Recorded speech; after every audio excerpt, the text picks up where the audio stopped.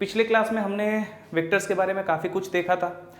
आज हम कुछ और इम्पोर्टेंट प्रॉपर्टीज़ देखेंगे वेक्टर से, जैसे कि linear dependency and linear independency of vectors, collinear vectors, non collinear vectors, coplanar vectors, non coplanar vectors, और कुछ प्रॉब्लम्स भी हम बनाएंगे। ठीक है, so one very important concept that we are going to start today's class is direction cosines. कि direction cosines क्या होते हैं, ये एक इंपॉर्टेंट कॉन्सेप्ट है। अब जब टू डायमेंशनल फिगर की बात आती है, टू डायमेंशनल जब हम रेक्टेंगुलर कोऑर्डिनेट सिस्टम बनाते हैं, तो हमने देखा था पिछले क्लास में कि किस तरह से किसी भी वेक्टर को हम उसके रेस्पेक्टिव वेक्टर कंपोनेंट्स में रिजॉल्व करते हैं टू डायमेंशंस में। उसमें हमने ये भी देखा था कि पॉजिटिव डायरेक्शन ऑफ एक्स से जब कोई वेक्टर एंगल बनाता है तो किस तरह से उस वेक्टर के कंपोनेंट्स को हम उस एंगल के साथ रिलेट करते थे। हमने देखा था ये चीज़। अब direction cosines is going to be the first topic. अब सबसे पहले ये जानते हैं कि डायरेक्शन कोसाइंस होते क्या है। ठीक है, चलिए भाई,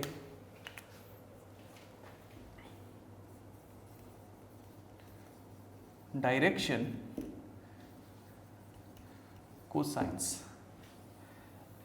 अगर आपने थियोरेटिकल प्रॉब्लम नंबर 7 को देखा है तो डायरेक्शन कोसाइंस का जो प्रूफ है अभी उसको समझने में आपको दिक्कत नहीं होने वाली है। It's going to be a very easy.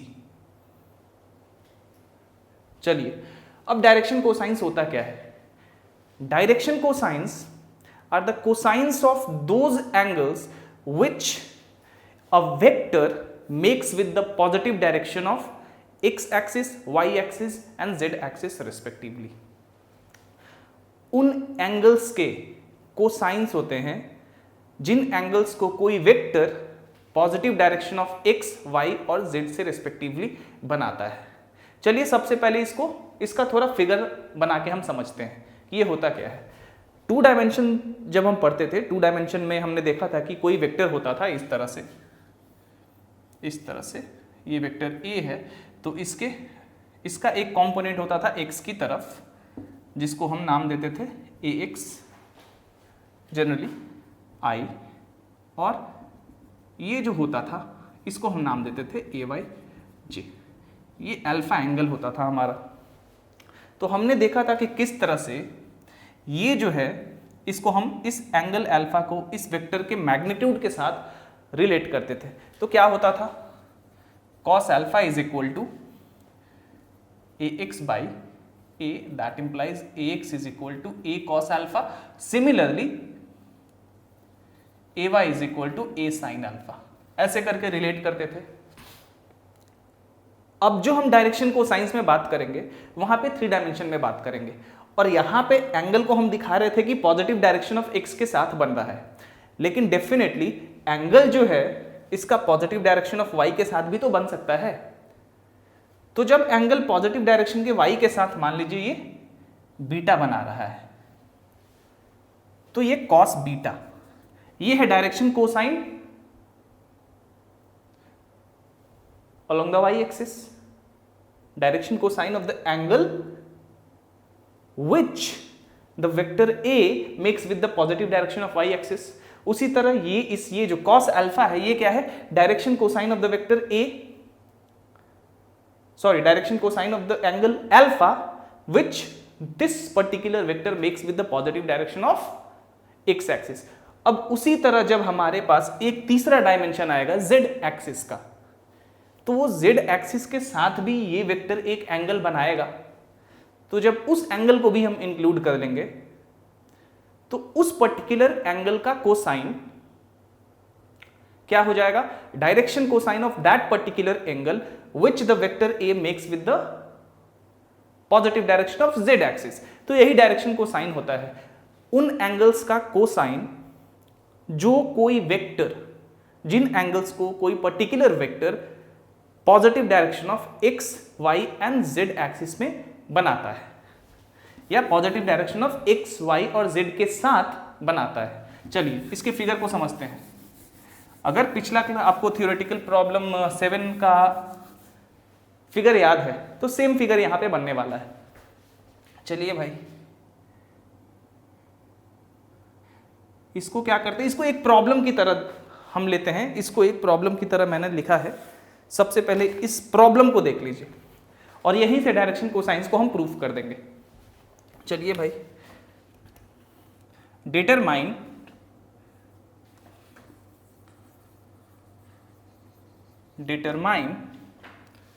The angles alpha, beta and gamma which the vector r is equal to xi plus yj plus zk makes with the positive directions of x या positive direction of the coordinate axis लिख देते हैं direct, direction of the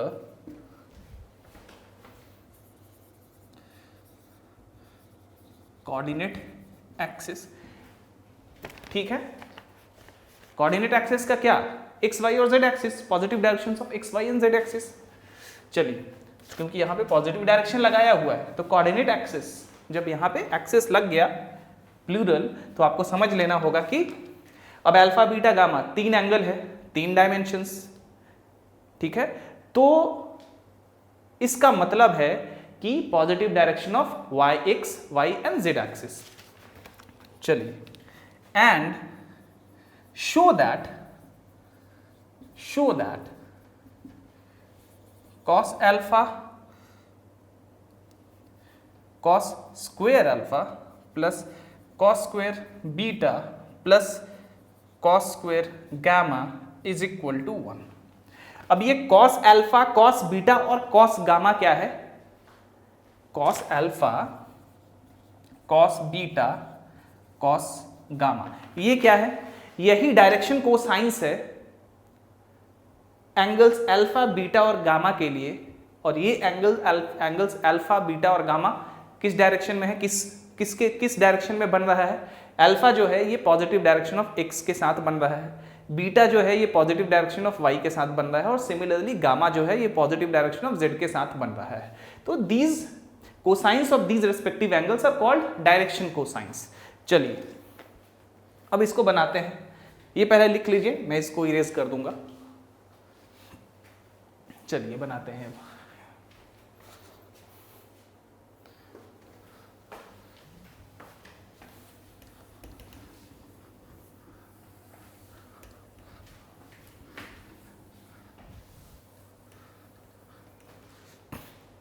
सबसे पहले figure बनाते हैं।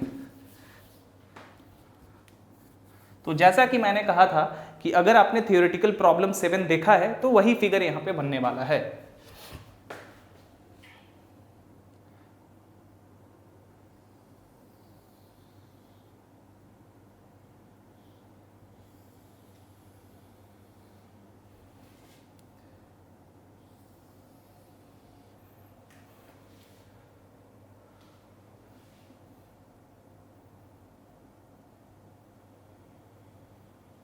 यहाँ से क्या करेंगे, एक पैरेलल लाइन खींच देंगे और इस पैरेललोग्राम को हम कंप्लीट कर देंगे। ठीक है,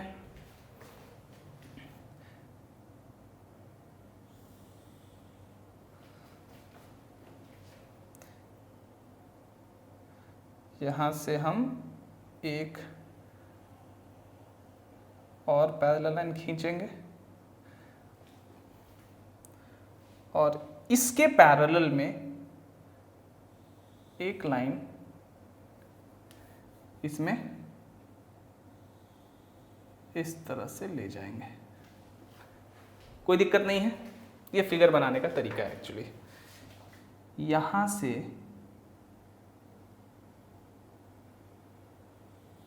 ये ले जाएंगे यहाँ तक, और ये जो है यही हमारा वेक्टर r है, ये पॉइंट P मान लेते हैं, राइट। अब चलिए भाई, अब क्या करें, अब यहाँ से इसके पैरेलल इस तरह से हम ये ड्रॉ करते हैं, और इन दोनों को इस तरह से मिला देंगे, और उसके बाद इसको इसके साथ मिला देंगे, और इसको इस वेक्टर के साथ मिला देंगे। ये जो फिगर है, ये जो क्यूबिकल फिगर आपको दिख रहा है, ये एक पैरेलेलोपाइड है। क्या है? Parallelepiped. Now what is a parallelepiped? एक ऐसा फिगर जो कि 6 पैरेलेलोग्राम से मिलके बना हुआ है। अब देखिए, ये एक पैरेलेलोग्राम, इसके ऑपोजिट दूसरा यानी कि ये वाला, ऊपर में तीसरा, नीचे में चौथा, एक राइट साइड पांचवा और एक लेफ्ट साइड ये वाला छठा। अब ये हमारा एक्स एक्सिस, ये हमारा वाई एक्सिस, ये हमारा जेड एक्सिस, राइट। और ये क्या है? हमारा पॉइंट P। ये क्या है? Point P। अब ये तो दिख रहा है हमें कि अगर सबसे पहले क्या हम करेंगे कि एंगल्स को बनाएंगे। पॉजिटिव डायरेक्शन ऑफ x के साथ ये एंगल अल्फा बना रहा है। क्या? वेक्टर r जो है इस पॉजिटिव x के साथ एक एंगल अल्फा बना रहा है। ये मान लेते हैं हमारा इस r का x कंपोनेंट है, तो ये डेफिनेटली x i हो जाएगा हमारा, कोई दिक्कत नहीं है। ये तो डेफिनेटली यहाँ तक जो होगा ये z कंपोनेंट होगा, ऊपर में है, तो ये जो दिख रहा है आपको ये भी तो z कंपोनेंट होगा, क्योंकि सारे जो साइड्स हैं ऑपोजिट साइड्स वो तो बराबर ही है। तो ये क्या होगा? z k, और ये इस वेक्टर का y कंपोनेंट हो जाएगा, y के तरफ वेक्टर कंपोनेंट इसी पर्टिकुलर वेक्टर का। तो इतना तो हमें पता चल गया। अब सबसे पहले इस वेक्टर के साथ ये कितना एंगल बना रहा है? इस पॉजिटिव x के साथ ये एक एंगल बना रहा है, और वो एंगल क्या है? अल्फा है। चलिए भाई, सबसे पहले हम अल्फा को क्रिएट कर लेते हैं। मान लेते हैं कि ये जो है ये एंगल क्या है? अल्फा है। और थोड़ा बड़ा कर दूं इसको, ये एंगल मेरा अल्फा है। y के साथ इसका एंगल क्या है? बीटा। और z के साथ इसका एंगल क्या है? गामा। कोई दिक्कत नहीं। Positive direction of x, y and z axis के साथ एंगल्स क्या बन रहा है? इस वेक्टर r का अल्फा, बीटा एंड गामा। इतना तो हमें समझ में आ गया। अब हम क्या करें भाई? अब यहां से क्या करें? हम कुछ नहीं करना है आपको, इसमें तो कुछ करना ही नहीं है। अब यहां तो आप देख ही रहे हैं, थोड़ा सा मैं आपको एक चीज और दिखा दूं।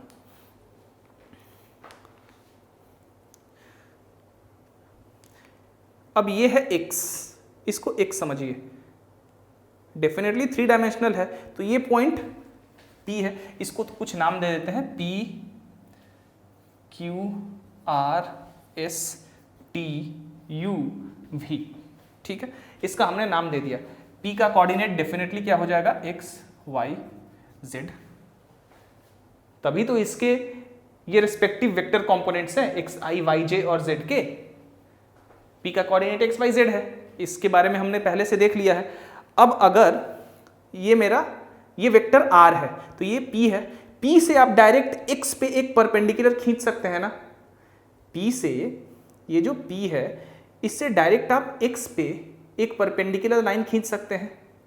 डायरेक्ट x पे एक परपेंडिकुलर लाइन हम क्या कर सकते हैं? डेफिनेटली खींच सकते हैं।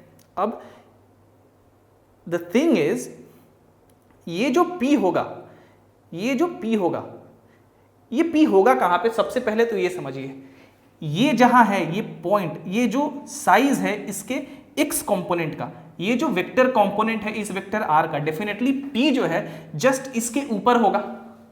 तो यहां पे अगर P से अगर हम यहां पे ये लाइन ड्रॉ करें एकदम सीधे सीधे, देखिए थोड़ा सा टेढ़ा हो गया, माफ करिएगा, कोई दिक्कत नहीं। तो ये क्या है? x पे परपेंडिकुलर है, x पे, इस x एक्सिस पे परपेंडिकुलर लाइन है। उसी तरह हम इस P से यहां पे अगर ड्रॉ कर दें तो ये क्या होगा? ये y पे परपेंडिकुलर होगा। और ऑफ कोर्स अगर इसी P से हम यहां पे ड्रॉ कर दें तो ये क्या हो जाएगा? z पे परपेंडिकुलर हो जाएगा। नहीं, जैसे आपने ये पॉइंट P है, यहां से आपने क्या किया, ये x एक्सिस है, अब इस पॉइंट P से सीधे जब x पे हम ड्रॉ करेंगे, x पे सीधे ड्रॉ करेंगे तो ये परपेंडिकुलर नहीं होगा। और जहां पे यहां P से जो x पे सीधे लाइन आएगा तो यहीं पे क्या होगा? हेड होगा। किसका हेड होगा? वेक्टर xi का, जहां पे ये लाइन टच किया है इस x एक्सिस को, तो यहीं पे x का हेड है, वेक्टर xi का हेड है। उसी तरह y पे, अगर ये y है, ये मान लीजिए y है, और अब ये जो आपका पॉइंट P है, तो यहां से सीधे y पे परपेंडिकुलर ड्रॉ कर लेंगे, जो मैंने किया है ये PV, राइट। और जहां पे ये परपेंडिकुलर जिस पॉइंट पे ड्रॉप होगा वहीं तक yj का, वहीं पे yj का हेड होगा। तो वेक्टर yj का, ये वेक्टर yj, ये भी तो वेक्टर yj ही है। ये क्या है? वेक्टर yj ही तो है ये भी। और ये क्या है? वेक्टर z के। ये वेक्टर और ये वेक्टर सेम ही तो साइज का है ना, मैग्नीट्यूड तो सेम होगा, और डायरेक्शन भी हम देख सकते हैं कि दोनों का सेम है। ठीक है, तो P से डायरेक्ट Z पे इसी तरह परपेंडिकुलर खींच लेंगे। आप अगर ये समझ गए कि x एक्सिस से परपेंडिकुलर कैसे खींचते हैं, तो y पे उसी तरह से सिमिलरली परपेंडिकुलर खींचना है और z पे उसी तरह से परपेंडिकुलर खींचना है। ये हमारा ऑरिजिन है। बाय कंस्ट्रक्शन, अब यहां पे ज्यादा कुछ मैं लिखूं या नहीं लिखूं, मुझे लग रहा है कि फिगर से मैंने आपको सारा कुछ बता दिया है, तो मैं यहां पे लिखता नहीं हूं, क्योंकि क्वेश्चन जो मैंने दिया हुआ है उसमें सब कुछ मैंने लिख दिया है। चलिए, पैरेललोपाइप का मतलब आपको समझ में आ गया। A figure which has been constructed by using 6 parallelograms. चलिए, अब यहां पे हम क्या करते हैं, थोड़ा सा लिखता हूं मैं ताकि आपको आगे जाके दिक्कत नहीं हो। The rectangular coordinate axis is shown। ठीक है, वो हमारा ऑरिजिन है। Let R is the vector with its head at point P x y z। ठीक है, नाउ क्लियरली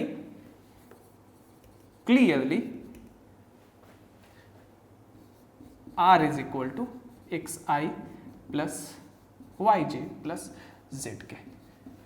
ये हमने देख लिया है कि किसी भी वेक्टर को 3 डायमेंशन में यूनिट वेक्टर के टर्म्स में इस तरह से लिख सकते हैं। अगर 2 डायमेंशन होता तो ये z एक्सिस हट जाता, सिर्फ यही दोनों डायमेंशन होता, यानी कि एक्स आई और वाई जे ही रहता। लेकिन यहाँ पे 3 डायमेंशन है, तो किसी भी वेक्टर को इस तरह से लिख सकते हैं। और ये गिवन कंडीशन है, ये वेक्टर का दिया हुआ है, गिवन है। आपके प्रॉब्लम में जो क्वेश्चन मैंने लिखा था उसमें ये गिवन है, लेकिन हमें ये एक पर्टिकुलर थ्योरम है, तो इसको एक थ्योरम की तरह हम ट्रीट कर रहे हैं।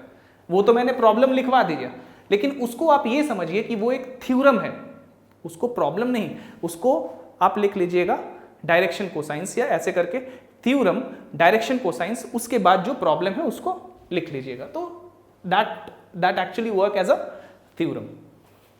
चलिए, और ये थ्योरम है भी एक। अब यहां से इतना तो हमने जान लिया कि कैसे क्या है। Now draw PT, PV and PR perpendiculars on, और याद रखिए अगर परपेंडिकुलर ड्रॉ कर रहे हैं हम तो परपेंडिकुलर उसी केस में ड्रॉ हो पाएगा। अब x पे परपेंडिकुलर ये तभी ड्रॉ, ये लाइन जो PT है ये x पे परपेंडिकुलर इसी पॉइंट पे हो सकता है, इस पॉइंट से, क्योंकि P और ये जो हेड है इस वेक्टर कंपोनेंट का x के तरफ ये एकदम एक दूसरे के सामने है। उसी तरह z का ये जो वेक्टर z एक्सिस के तरफ जो ये वेक्टर कंपोनेंट है z के, इसका जो हेड है ये बिल्कुल P के सामने है, तो डेफिनेटली परपेंडिकुलर उसी हेड पे ड्रॉ होगा। सिमिलरली y के साथ ये परपेंडिकुलर v यानी कि इस वेक्टर yj के एकदम हेड पे ही ड्रॉ कर सकते हैं आप। चलिए भाई, perpendiculars on the x, y and z axis as shown। ठीक है, alpha, beta and gamma are the angles that the positive directions of x, y and z axis makes with this particular vector are as shown in this analytical diagram. Now we have clearly make three right angled triangles। कौन कौन से भाई? POT, OPV and POR। ठीक, which we can construct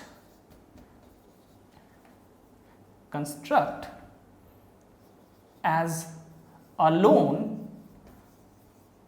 triangles as shown। अब ये मैंने क्यों लिखा है as shown?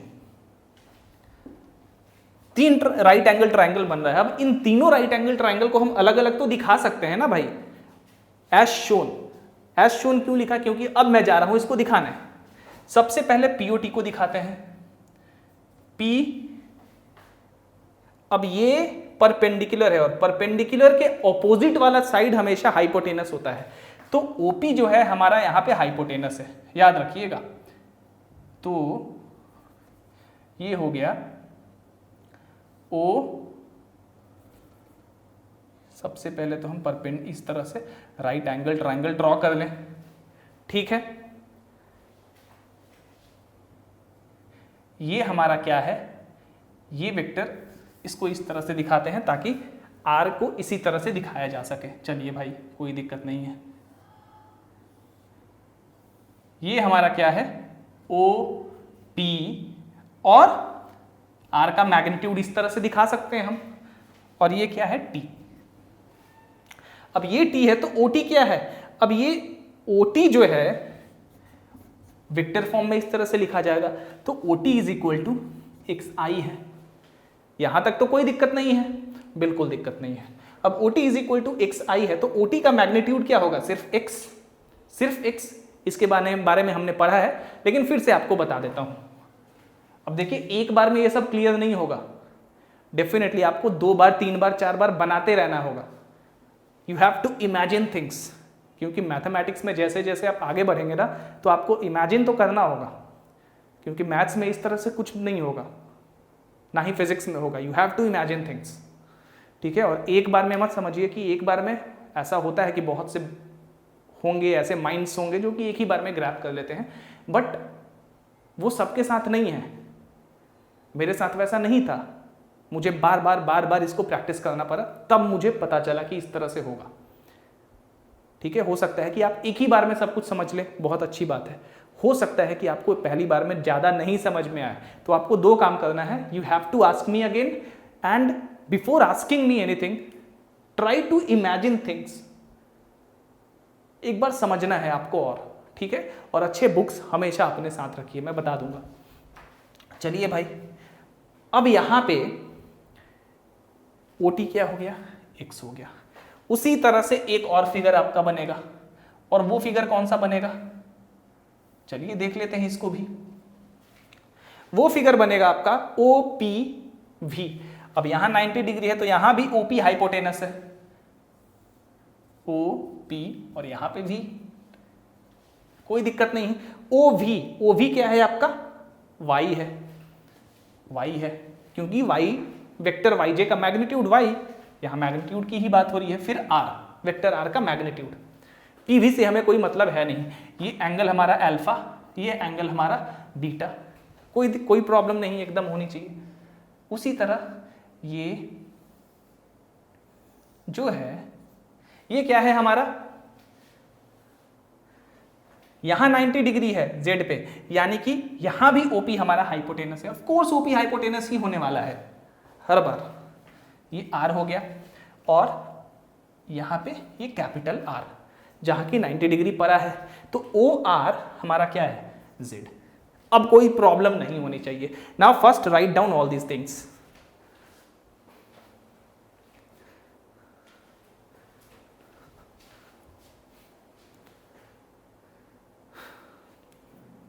चलिए, लिख लिया आपने, I am gonna erase it. देखिए, समझना यहां पे क्या है, इस तरह का फिगर आपको बनाने आना चाहिए। ज्यादातर केस में 3 डायमेंशनल फिगर इसी तरह बनाना चाहिए। मैंने वेक्टर अलजेब्रा 2 में ये फिगर नहीं बनाया था, इसीलिए मैंने थ्योरेटिकल प्रॉब्लम 7 में इस फिगर को बना के आपको समझाया। ठीक है, उसका कारण ये था कि जो पहली बार हमने प्रूफ किया था 3 डायमेंशनल स्पेस में किसी वेक्टर के मैग्नीट्यूड को, तो वहां पे मैं चाह रहा था कि जस्ट इमेजिन थिंग्स, और इसीलिए मैंने उसी को थ्योरेटिकल प्रॉब्लम 7 बना के अलग से आपको बताया, इस फिगर के, इस तरह के फिगर के साथ, क्योंकि अब आपने वहां पे इमेजिन कर लिया है। अब इस फिगर से वो इमेजिनेशन और ज्यादा आपके सामने क्लियर हो जाएगा। इसीलिए अब यहां पे कुछ नहीं करना है, यहां पे आपको थोड़ा सा इमेजिन करना है। अब ये फिगर और ये OPT, यहां से देखिए ये क्यों यहां पे परपेंडिकुलर है, यू हैव टू इमेजिन, क्योंकि अब ये हमारा वेक्टर R है, ये पॉइंट P है जिसका कोऑर्डिनेट XYZ है। अब इस पॉइंट P के नीचे जस्ट ये x एक्सिस है, तो P के नीचे जब हम लाइन खींचेंगे एकदम सीधे, तो ये तो लाइन इस पे परपेंडिकुलर होगा इस पॉइंट पे, और ये जो पॉइंट होगा ये क्या होगा, ये वेक्टर XI का हेड होगा, राइट? क्योंकि vector XI is ultimately eventually the x component of this same vector R, इसलिए, और ये हमारा एंगल जो है अल्फा है। उसी तरह y के साथ इमेजिन करिए, उसी तरह z के साथ इमेजिन करिए। नाउ चलिए इसको इरेज कर दूं मैं, ये सब आपने लिख लिया होगा।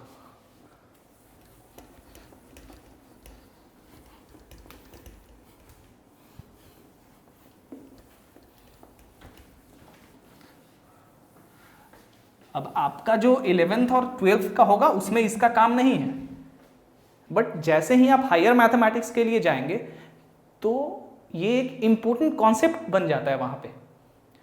11th-12th में आपको सिर्फ इसके फॉर्मूलाज को याद रखना होगा, बाकी कुछ नहीं। बट हायर मैथमेटिक्स में आपको इस तरह के कितने प्रॉब्लम्स पूछे जाएंगे, तो मैं उस लिए आपको बता रहा हूं, ताकि आपका वहां से पढ़ाना मैंने शुरू किया है जहां से आपका 11th-12th खत्म हो ही जाए, बाकी आगे के लिए भी आप रेडी रहें। ये नहीं कि 11th-12th करके आप JEE एडवांस के प्रॉब्लम्स में फंस जाएं या फिर इंडियन स्टैटिस्टिकल इंस्टीट्यूट के प्रॉब्लम में फंस जाए। सो इसलिए ये सब चीज़ आपको प्रूव करना होगा अगर आपको आगे जाके मैथमेटिक्स करना है हायर स्टडीज़ के लिए। And I assumed that you are going to do exactly the same. या तो आप जेईई एडवांस वगैरह का एग्जाम देंगे, इंडियन स्टैटिस्टिकल इंस्टीट्यूट का एडवांस एग्जाम देंगे, तो आपको मैथमेटिक्स में इंटरेस्ट है तभी तो इसलिए चलिए, तो 11-12 तो आपका ऑलरेडी कवर्ड हो गया है। अगर आप डॉट प्रोडक्ट, ये क्रॉस प्रोडक्ट छोड़ दें तो 11-12 तो ऑलरेडी कवर्ड हो गया है। ये सारा ये सब जो टॉपिक्स है ना, ये सब आपके आगे के लिए है। चलिए, तो प्रूफ को हम कंटिन्यू करते हैं। तो इसलिए इसको इस बात को ध्यान में रखना है, डोंट बी बोर्ड। आपको बोर नहीं होना कि ये कैसा कॉन्सेप्ट आ गया, ये कहाँ से आ गया, ये तो है ही नहीं कहीं पे। हो सकता है आपके 11-12 के बुक में ना हो, बट जब आप हायर स्टडीज करेंगे, एग्जाम देंगे, वैसे जैसे CMI का एग्जाम देंगे, प्योर मैथमेटिकल इंस्टीट्यूट के, तो वहाँ पे ये सब काफ़ी इंपॉर्टेंट है। जेईई एडवांस में ये सब इंपॉर्टेंट है, क्योंकि ये सब करने से आपको प्रॉब्लम बनाने का तरीका पता चलता है। So let's move on here. तो ये क्या हो गया, आपने सब कुछ देख लिया, आपने लिख लिया। हमारे पास 3 राइट एंगल ट्राइंगल है। सबसे पहले हम इस राइट एंगल ट्राइंगल को देखते हैं। From right angled triangle OPT क्या हो जाएगा भाई, हमें कॉस अल्फा निकालना है ना, तो cos alpha is equal to क्या, बेस यानी कि x/r। अब यहां से आप अल्फा निकाल सकते हैं। उसी तरह r इज इक्वल टू यहां से बेस बाई हाइपोटेनस, राइट। तो x is equal to r cos alpha हो गया, यहां से कर दीजिए, x is equal to r cos alpha. Similarly from right angled triangle, right angle triangle OVP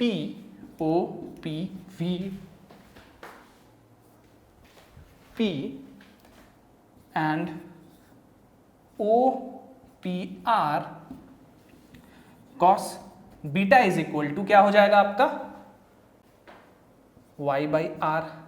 that implies y is equal to r cos beta and cos gamma is equal to z/r। That implies z is equal to r cos gamma. That's it. यहां से हम angle नहीं find कर सकते हैं, अगर हमें z और r पता हो तो एंगल फाइंड कर लेंगे आसानी से। प्रॉब्लम में आपको एंगल ही फाइंड करने के लिए कहा गया है। और ये जो cos अल्फा, cos बीटा और cos गामा है, ये क्या है, ये डायरेक्शन कोसाइंस है। And what are direction cosines? Direction cosines are the cosines of those angles which a particular vector makes with the positive directions of x, y and z axis respectively. चलिए, अब हमें proof करना था कि cos square alpha plus cos square beta plus cos square gamma is equal to 1। कुछ नहीं करना है, ये आ गया तो उसमें क्या करना है ना, cos square alpha plus cos square beta plus cos square gamma. अब ये तो हमने पढ़ा है ना कि जब कोई vector xi plus yj plus z के दिया हो तो इस वेक्टर का मैग्नीट्यूड क्या होता है भाई, x square plus y square plus z square, right. This is the magnitude of this vector. चलिए, cos स्क्वायर अल्फा को यहाँ से सब्सटीट्यूट कर देते हैं, x square by are square, ठीक है। स्क्वायर कर देंगे तो x square by are square होगा। उसी तरह cos square beta plus Y square by are square plus cos square, ये गामा है, माफ करिएगा, cos स्क्वायर गामा, देखिए यहाँ भी मैंने अल्फा लिख दिया है, गामा, ठीक है। cos तो z square by are square. इसी तरह के मिस्टेक के कारण मैं लाइव क्लास लेना चाहता हूँ, बट अभी कोई ज़्यादा फायदा नहीं है क्योंकि ज़्यादा स्टूडेंट्स नहीं है। जब कुछ स्टूडेंट्स हो जाएंगे तो मैं लाइव क्लास भी शुरू कर दूंगा, और वहाँ पे इस तरह के मिस्टेक अगर होंगे मुझसे, कोई मिसप्रिंट या कुछ, तो कोई ना कोई मुझे बता देगा। चलिए, तो अकेले कराते कराते इस तरह के मिस्टेक्स किसी से भी हो जाती है, ठीक है। तो वही अल्फा की जगह गामा, गामा की जगह कभी कुछ, तो ये आदत जल्दी जल्दी हाथ चलाने के चक्कर में। चलिए भाई, अब यहाँ से हो जाएगा ऊपर X square plus Y square plus Z square by are square. भाई अगर इसको स्क्वायर करेंगे तो क्या होगा, R square is equal to X square plus Y square plus Z square. तो X square plus Y square plus Z square की जगह हम आर स्क्वायर लिख सकते हैं, नीचे आर स्क्वायर। यही तो प्रूफ करना था, is equal to 1, that's it, proved. तो the sum of the squares of the direction cosines of any vector is equal to 0, is equal to 1। चलिए, यही होता है डायरेक्शन कोसाइंस आपका, और डायरेक्शन कोसाइंस का ये फॉर्मूला है। अब अगर आपसे पूछा जाए कि डायरेक्शन कोसाइन निकालिए x के रेस्पेक्ट में किसी वेक्टर का, जहां की x कंपोनेंट आपको दिया हुआ है 2, मतलब magnitude of vector xi is 2, तो कैसे निकालेंगे, इस फॉर्मूला को यूज करेंगे। तो cos alpha is equal to x by r. ये वेक्टर का मैग्नीट्यूड भी आपको दिया हुआ रहेगा। मान लेते हैं इस वेक्टर का मैग्नीट्यूड आपको 4 दिया है, तो x 2 है और r 4 है, 2 यानी कि 1/2। तो अल्फा इज इक्वल टू कितना हो जाएगा, 60 डिग्रीज। उसी तरह से z के रेस्पेक्ट में पूछेगा तो आप z वाला फॉर्मूला लगा देंगे, y के रेस्पेक्ट में पूछेगा तो y वाला फॉर्मूला लगा देंगे, दैट्स इट। इसी तरह से फाइंड करते हैं।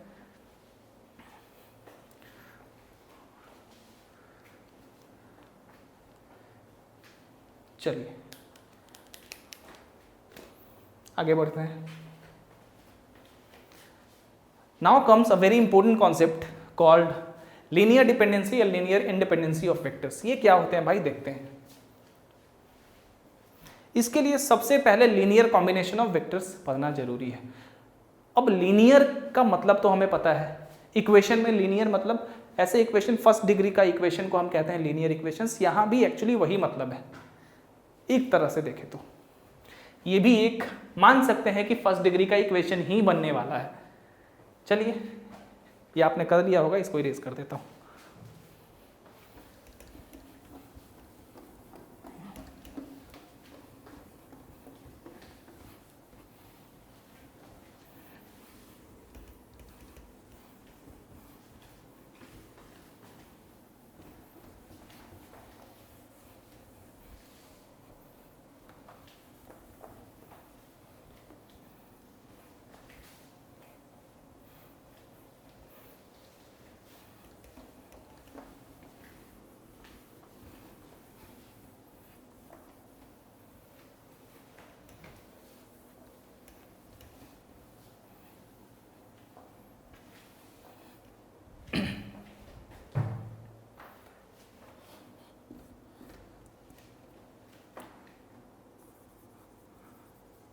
linear dependence and linear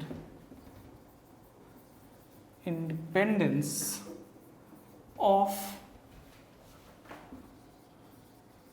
vectors। इसको समझने से पहले सबसे पहले हमें समझना होगा कि लीनियर कॉम्बिनेशन क्या होता है। लीनियर कॉम्बिनेशन ऑफ वेक्टर्स, ठीक है, देखते हैं। Suppose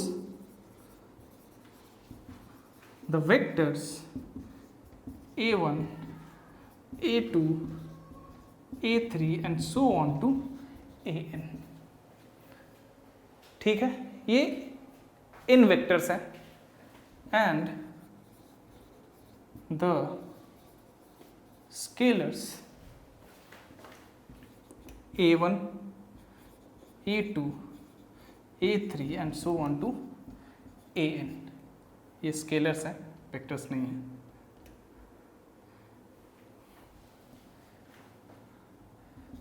Then the linear combination of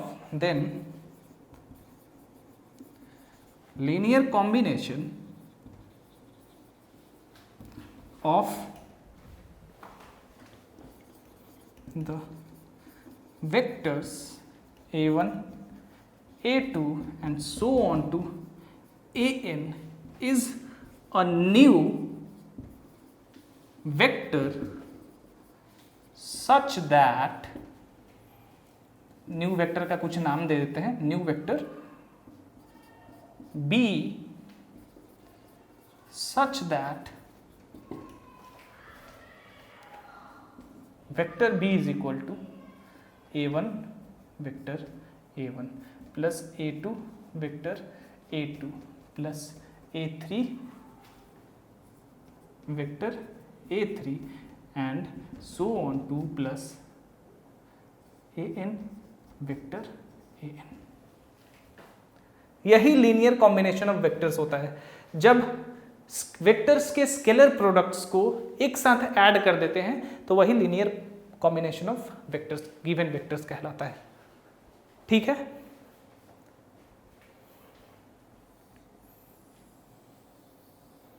कर लीजिए इसको। ये लीनियर कॉम्बिनेशन ऑफ वेक्टर्स कहलाता है। चलिए आगे बढ़ते हैं। अब देखते हैं कि लीनियर डिपेंडेंसी और लीनियर इंडिपेंडेंसी ऑफ वेक्टर्स क्या होते हैं। चलिए भाई,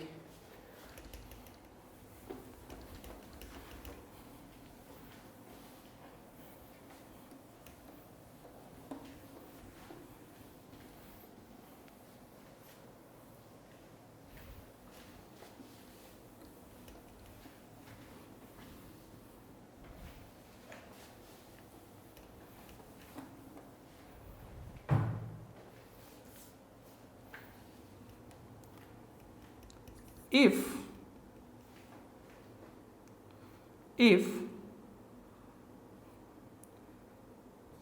a1 वेक्टर a1 इस तरह नहीं, इस तरह से करते हैं।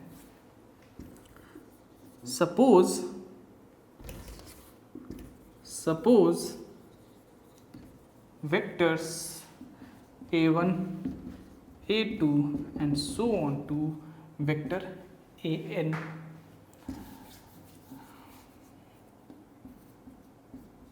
ठीक है। नहीं तो बाद में आप कहिएगा कि भाई मुझे आपका सिंबल ही समझ में नहीं आ रहा है। Suppose vectors a1 a2 to an and there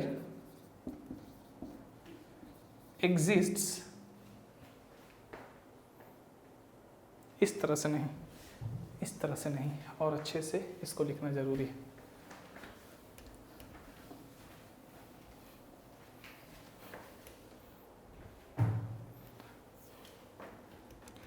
If for some vectors a1 a2 a3 and so on to an there exists scalars a1 a2 a3 and so on to an, not all zero, such that a1 vector a1 plus a2 vector a2 plus a3 vector a3 and so on to plus an vector an is equal to 0, then the vectors a1 a2 a3 and so on to an are said to be linearly dependent. Otherwise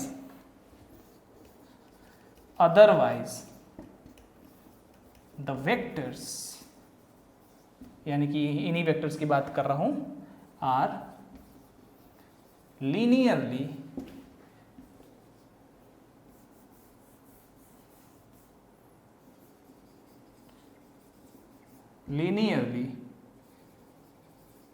independent. अगर कुछ vectors a1, a2 and so on to an के लिए ऐसे scalars available हैं a1, a2, a3 and so on to an, जिनमें ये सारे के सारे जीरो नहीं हो, सच दैट ये जो लीनियर कॉम्बिनेशन है इन वेक्टर्स का इन स्केलर्स के साथ, ये सारे के सारे जब इन सब का सम हम करें तो ये सम जो है ये जीरो के बराबर हो जाए, तो इसी सिचुएशन में, इसी केस में हम कहते हैं कि ये जो गिवन वेक्टर्स हैं a1 से लेके an तक, ये लीनियरली डिपेंडेंट कहलाएंगे। और किसी दूसरे केस में ये सारे के सारे वेक्टर्स लीनियरली इंडिपेंडेंट कहलाएंगे। यानी कि अगर ये कंडीशन नहीं हो तो ये वेक्टर्स जो है लीनियरली इंडिपेंडेंट कहलाएंगे। तो यही होता है लीनियरली डिपेंडेंट और लीनियरली इंडिपेंडेंट का डेफिनेशन। अब चलिए इस ये जो डेफिनेशन है इसको थोड़ा सा और हम एलिबोरेट करते हैं कि इसमें क्या कहना चाह रहा है ये। ठीक है, चलिए भाई, ये तो आप समझ गए कि लीनियरली जो डेफिनेशन है, बेसिक डेफिनेशन की लीनियर डिपेंडेंसी और इंडिपेंडेंसी क्या होता है वेक्टर्स का। चलिए अब थोड़ा सा इसको समझते हैं और अच्छे से।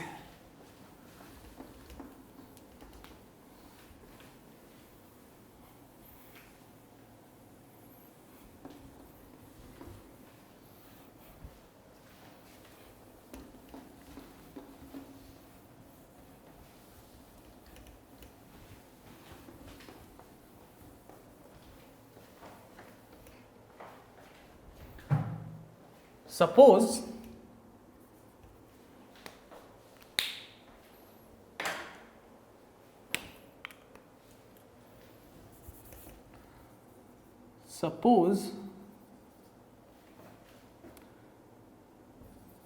the vectors a1, a2, a3,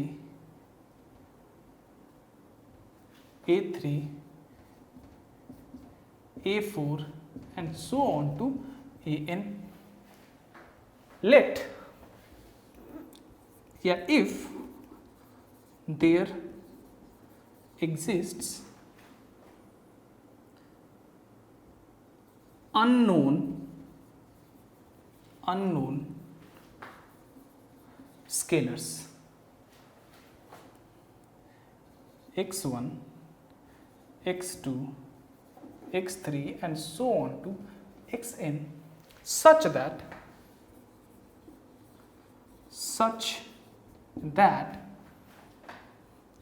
x1 vector a1 plus x2 vector a2 plus x3 vector a3 and so on to plus xn vector an is equal to 0।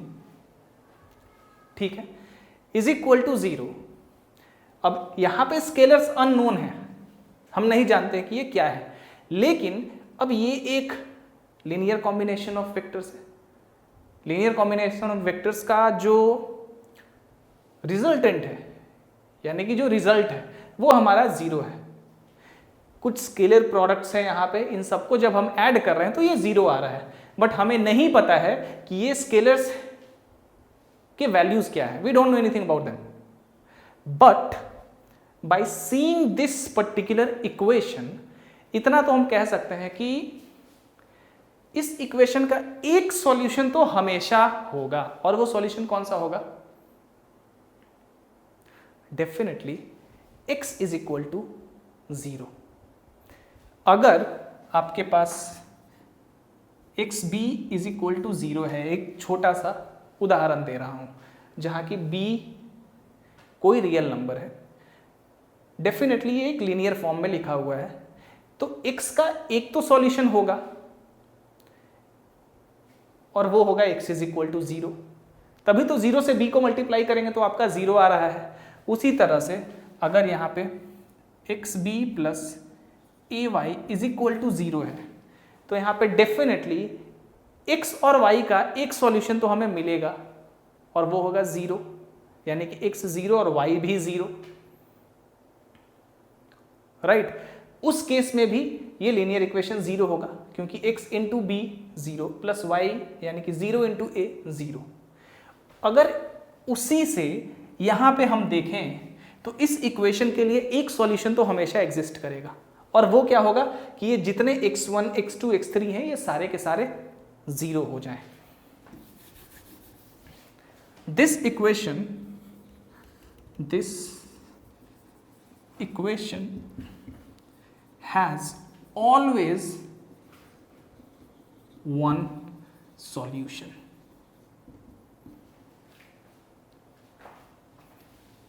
x1 is equal to x2 is equal to x3 and so on 2 is equal to xn is equal to 0.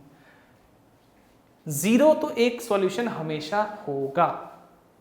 Now if this is the only solution, अगर यही एक single solution हो रहा है तब ये क्या होगा? If this is the only solution, then जो ये वेक्टर्स हैं, अगर सिर्फ यही एक सॉल्यूशन हुआ तो जो ये वेक्टर्स हैं वो लीनियरली इंडिपेंडेंट होंगे, लीनियरली इंडिपेंडेंट हो गए क्योंकि वेक्टर्स को कोई मतलब रह नहीं जाएगा क्योंकि ये जो सॉल्यूशन है 0, अब यही स्केलर सबको क्या कर रहा है? 0 कर दे रहा है। इसके अलावा स्केलर्स का कोई सॉल्यूशन नहीं है, यही एक सॉल्यूशन है 0। तो वेक्टर्स एक दूसरे से क्या होंगे? इंडिपेंडेंट होंगे। वेक्टर्स एक दूसरे से इंडिपेंडेंट होंगे क्योंकि वेक्टर्स को मतलब ही नहीं रहेगा किसी से। ये तो डिक्टेट कर रहा है क्योंकि यहां पे एक ही सॉल्यूशन अवेलेबल है 0 और 0 से किसी चीज को मल्टीप्लाई करेंगे तो वो तो 0 आ ही जाएगा। तो वेक्टर्स का यहां पे कोई लेना देना नहीं है, वेक्टर्स एक दूसरे से इंडिपेंडेंट हो जाएंगे। इसीलिए if this is the only solution then the vectors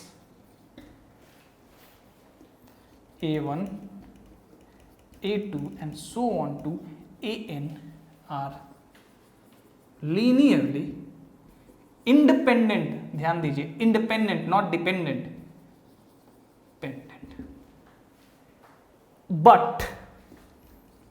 but if there is a solution xj is not equal to 0, जहां की j एक डेफिनेटली ऐसा नंबर है जो कि 1 और n के बीच में कहीं पे है, ठीक है। कुछ भी हो सकता है, 1 से लेके n तक कुछ भी j हो सकता है x1 जो है वो 0 के बराबर नहीं हो, x2 0 के बराबर नहीं है, इसलिए यहां पे मैंने लिखा xj, where j can be anything from 1 to n. Now अब अगर ये सिचुएशन अराइज हुआ कि कोई भी इनमें से एक ऐसा x का वैल्यू है, कोई भी एक ऐसा नंबर ऑफ x है xj जो कि 0 नहीं हो, देन अब 0 नहीं हो यानी कि ये जो इक्वेशन है ये डेफिनेटली वेक्टर्स पे भी डिपेंडेंट है, यहां पे वेक्टर्स का भी कुछ रोल है, तभी तो ये सब 0 आ रहा है क्योंकि x में जो स्केलर्स हैं उनमें से एक तो ऐसा है जो कि 0 के बराबर नहीं है, तो डेफिनेटली कोई दूसरा सॉल्यूशन होगा x के लिए वहां पे, और उस केस में डेफिनेटली वेक्टर्स भी इसको क्या करेंगे? डिक्टेट करेंगे, डिपेंड होंगे एक दूसरे के साथ। इसीलिए but if there is a solution xj is not equal to 0 then the vectors a1 a2 and so on to an are linearly dependent। क्या होगा? linearly dependent। अगर कोई भी ऐसा सॉल्यूशन हो उस स्केलर का जो कि 0 के बराबर नहीं है, तो वेक्टर्स जो होंगे वो लीनियरली डिपेंडेंट होंगे। तो ये इसका एक वाइडर एक्सप्लेनेशन है लीनियरली डिपेंडेंसी और लीनियरली इंडिपेंडेंसी का। ठीक है, अब चलिए भाई आगे बढ़ते हैं।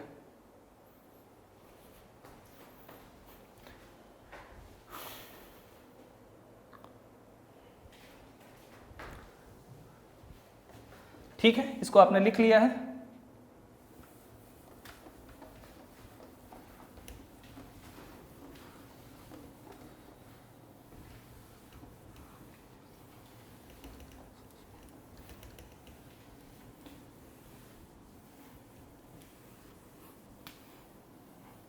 अब कुछ प्रोपोजिशंस है, कुछ थ्योरम्स है, उनको देख लेते हैं, ये लीनियरली डिपेंडेंसी और इंडिपेंडेंसी का। सबसे पहले तो 2 या 2 से ज्यादा वेक्टर्स, या इस तरह से लिख सकते हैं कि any number of vectors are linearly dependent if one is the linear combination of others। ये बड़ा इंपॉर्टेंट है। कितने भी वेक्टर्स हों, वो सारे के सारे वेक्टर्स लीनियरली डिपेंडेंट होंगे अगर उनमें से कोई एक बाकी सबका लीनियर कॉम्बिनेशन होगा। मान लेते हैं कि हमारे पास कुछ vector a1, a2, a3 and so on to an है। अब इसी में कोई ऐसा वेक्टर है aj, और ये वेक्टर जो है इन सबका लीनियर कॉम्बिनेशन है। तो लीनियर कॉम्बिनेशन है तो डेफिनेटली इस तरह से होगा a1 plus x2 vector a2 and so on to vector xn vector an। ये aj इन्हीं में से कोई ऐसा वेक्टर है जो कि बाकी सबका लीनियर कॉम्बिनेशन के बराबर है। तो अगर ऐसा सिचुएशन अराइज हो रहा है इस तरह का, और हाँ इस सम में डेफिनेटली ये aj नहीं है। ठीक है, जहां की j जो है ये 1 2 3 नंबर देख रहे हैं, तो j is one number between 1 to n। तो अब यहां से तो साफ साफ है ना कि ये वेक्टर के साथ ये सारे वेक्टर्स जो हैं ये डिपेंड कर रहे हैं, इसीलिए, और ये चूंकि लीनियर कॉम्बिनेशन है तो इसीलिए हम कहते हैं कि this is the linearly dependency proposition. ये वेक्टर्स जो हैं वो लीनियरली डिपेंडेंस है इस वेक्टर के ऊपर, and vice versa, because both the sides dictates one another, that is the reason why. ठीक है, तो ये एक प्रोपोजिशन है। अगर एक या अगर बहुत सारे number of vectors linearly dependent हैं, दैट मीन्स उन वेक्टर्स में से कोई एक वेक्टर ऐसा होगा जो बाकी सबका लीनियर कॉम्बिनेशन के बराबर होगा। चलिए, हो सकता है कि इसके लिए भी एक इस तरह का कुछ हो, तो यहां पे ये भी हम दे सकते हैं। ठीक है, अगर ये नहीं भी देंगे फिर भी चलेगा। चलिए,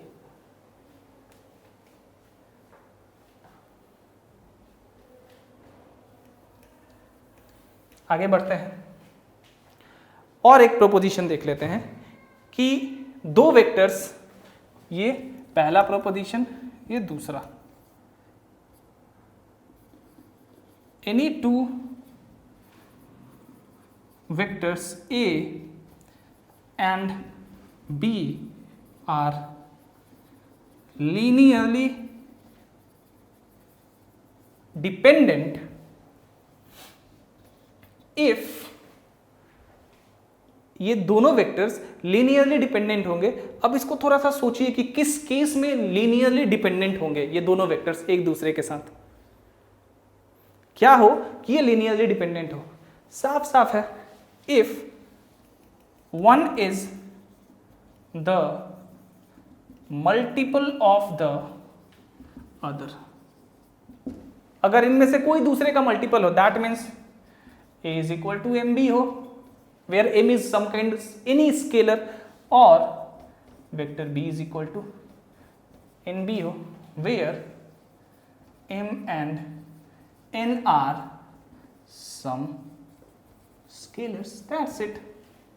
क्योंकि जब ऐसा होगा तो इस तरह का सिचुएशन आ जाएगा, अगर इसको आप मिटा देंगे तो इस तरह का सिचुएशन आ जाएगा, राइट। दोनों केस में देखिए, अब यहां पे दो ही वेक्टर हैं तो ये सारे गायब हैं, एक वेक्टर a और एक b, तो जब लीनियर कॉम्बिनेशन करेंगे तो एक साइड में तो एक ही वेक्टर रह जाएगा, तो यहां पे n-1 कर देंगे तो और ज़्यादा अच्छा रहेगा। लेकिन चूंकि ये नंबर को ये देखिए, ये जो an है ना, ये नंबर है जस्ट, तो जब n-1 कर रहा हूं इसका मतलब क्या है कि एक वेक्टर कम है, दैट्स इट। ये वो समेशन वाला नंबर मैं नहीं यहाँ पे रिप्रेजेंट कर रहा हूँ, यहाँ पे ये n-1 दिखा रहा है कि एक वेक्टर से यहाँ से कम गया, तो एक वेक्टर से कम गया तभी तो इधर कोई एक वेक्टर हुआ, और इसका ये सारे के सारे इसके लीनियर कॉम्बिनेशंस है, इसलिए तो ये n-1 दिखाने का वो मतलब है, आपको समझाने के लिए। You just have to remember this, you will automatically understand this. तो हमने देखा ये दोनों proposition. So I think that's it for today. कुछ मुझे काम भी है ज़रूरी, तो आज का क्लास यहीं तक रखते हैं। आई होप आपको ये क्लास अच्छा लगा होगा। देखिए आज का क्लास ये इंपॉर्टेंट क्लास है, याद रखिएगा, अगर आपको हायर स्टडीज़ मैथमेटिक्स से करना है, इसलिए थोड़ा ध्यान से इसको करना है। और नेक्स्ट क्लास में हम कुछ प्रॉब्लम्स बनाएंगे और काफ़ी इंपॉर्टेंट टॉपिक्स हम करने वाले हैं अगले क्लास में। अगला क्लास हमारा आई होप इसका लास्ट क्लास होगा, जिसमें हम कोलिनियर वेक्टर्स, कोप्लेनर वेक्टर्स, ये सारा कुछ करेंगे और उससे रिलेटेड कुछ प्रॉब्लम्स करेंगे। और वो बहुत इंपॉर्टेंट क्लास होने वाला है क्योंकि वहाँ से प्रॉब्लम्स आते हैं जेईई एडवांस में। चलिए, that's it for today, thank you.